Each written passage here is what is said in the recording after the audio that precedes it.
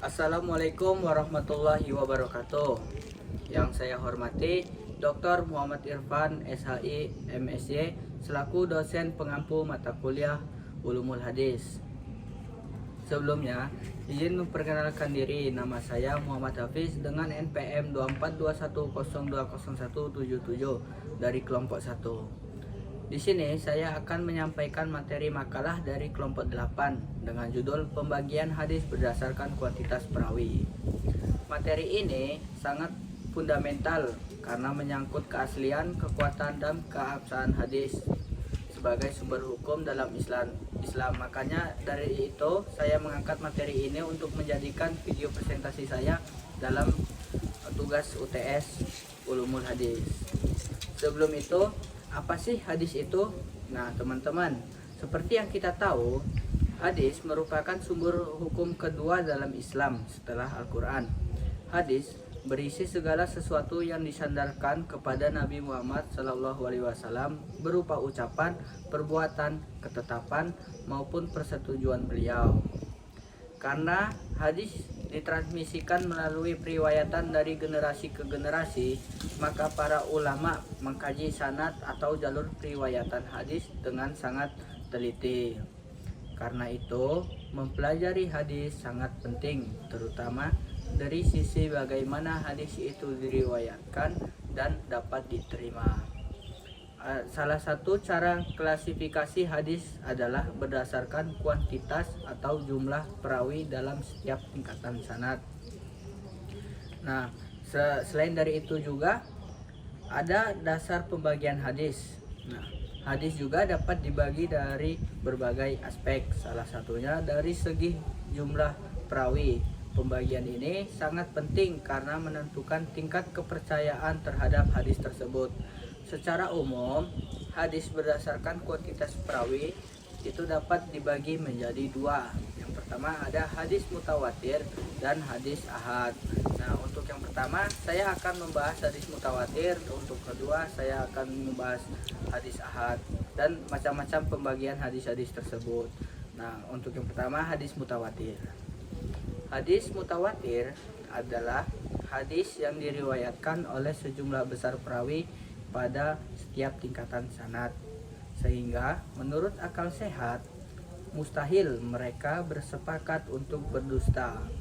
Ada juga ketentuan-ketentuan dalam hadis mutawatir. Yang pertama, diriwayatkan oleh banyak perawi. Nah, di sini yang dimaksud diriwayatkan oleh banyak perawi itu bisa dari 40 orang, 60, 80 hingga seterusnya.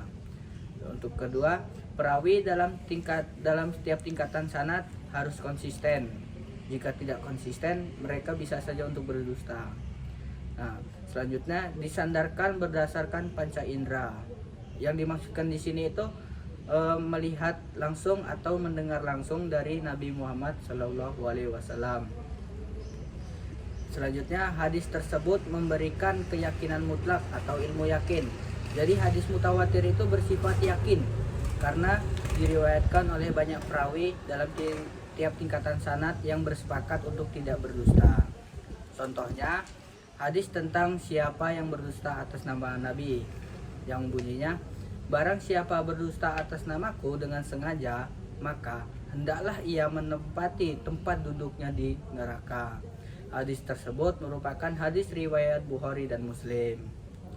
Hadis mutawatir juga dibagi menjadi dua jenis. Yang pertama, hadis mutawatir lafzi dan mutawatir maknawi. Nah, mutawatir lafzi itu apa sih? Nah, hadis mutawatir lafzi yaitu adalah lafal dan maknanya sama. Jadi, hadis mutawatir lafzi itu lafal sama maknanya itu sama. Dan hadis mutawatir maknawi maknanya sama tetapi lafalnya berbeda.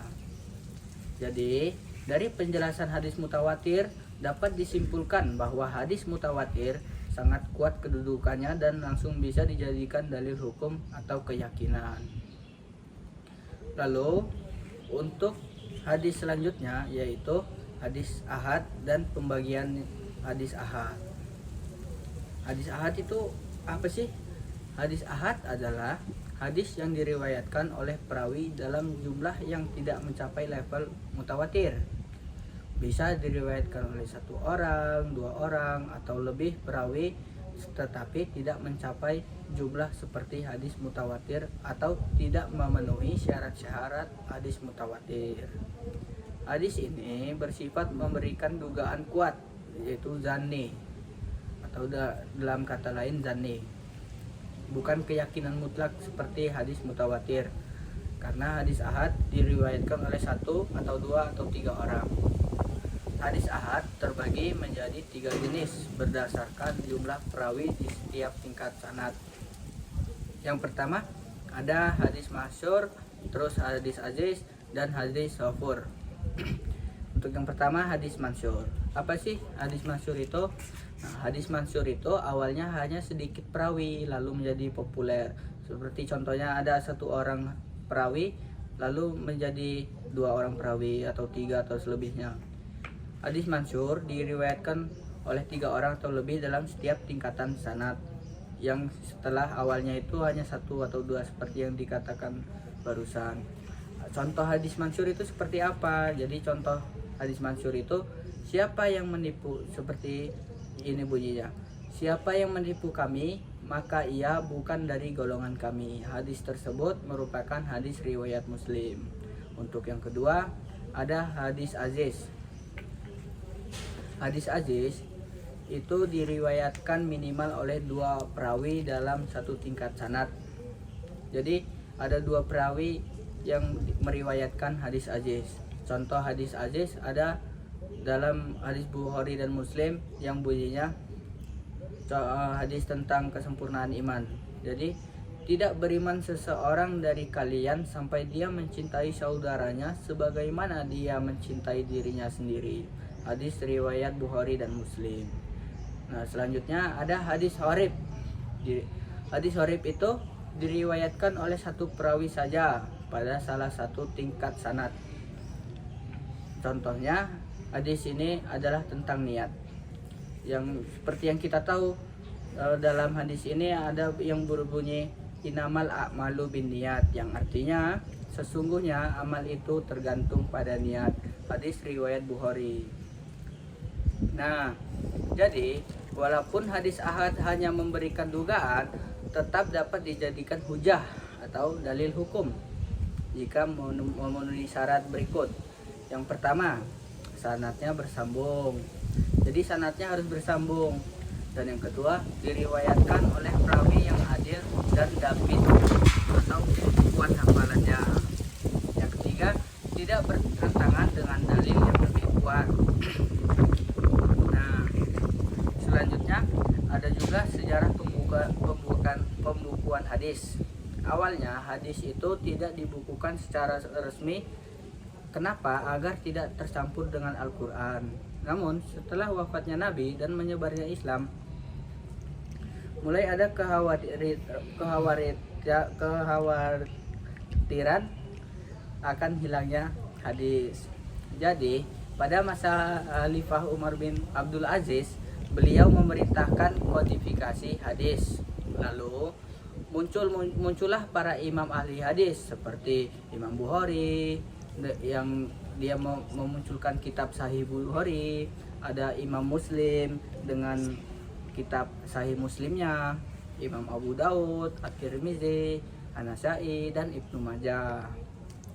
Pembukuan ini membantu memastikan sanad hadis tetap terjaga dan bisa dianalisis kekuatannya. Jika tidak dibukukan, maka tidak dipercaya atau sulit untuk dipercaya. Nah, selain itu, mengapa sih kita ini penting mengetahui pembagian ini? Nah, mengetahui pembagian ini penting karena yang pertama, membantu kita memahami tingkat keabsahan hadis. Kedua, menjadi dasar dalam penetapan hukum Islam, menghindarkan kita dari menerima hadis yang lemah secara buta, menentukan apakah hadis bisa dijadikan hujah dalam hukum Islam, mengetahui mana hadis yang bisa dijadikan dasar akikah atau yang biasanya itu yang dipakai untuk dasar akikah itu hadis mutawatir. Selanjutnya yang terakhir, menghindari kesalahan dalam memahami derajat hadis yang dipakai dalam fatwa atau amalan. Nah, jadi kesimpulan dari materi yang saya sampaikan ini adalah hadis sebagai sumber hukum Islam kedua setelah Al-Quran memiliki kedudukan yang sangat penting dalam kehidupan umat Islam. Hadis berisi segala sesuatu yang disandarkan kepada Nabi Muhammad SAW berupa ucapan, perbuatan, ketetapan, maupun persetujuan beliau. Hadis tidak hanya berfungsi sebagai pelengkap, namun juga sebagai penjelas terhadap ayat-ayat Al-Quran yang membutuhkan penafsiran lebih lanjut, terutama dalam hal aspek-aspek hukum, ibadah, muamalah, dan akhlak. Nah, maka itu dari materi yang saya sampaikan, kita perlu menghargai para ulama yang telah mengkaji dan menelusuri jalur periwayatan demi menjaga kemurnian ajaran Rasulullah. Nah, mungkin segitu saja. Terima kasih telah menyimak video ini. Semoga pembelajaran kali ini bisa memperkuat pemahaman kita tentang hadis dan pentingnya sanad dalam menjaga kemurnian agama. Jika ada salah kata, saya mohon maaf. Kepada Allah saya mohon ampun. Wassalamualaikum warahmatullahi wabarakatuh.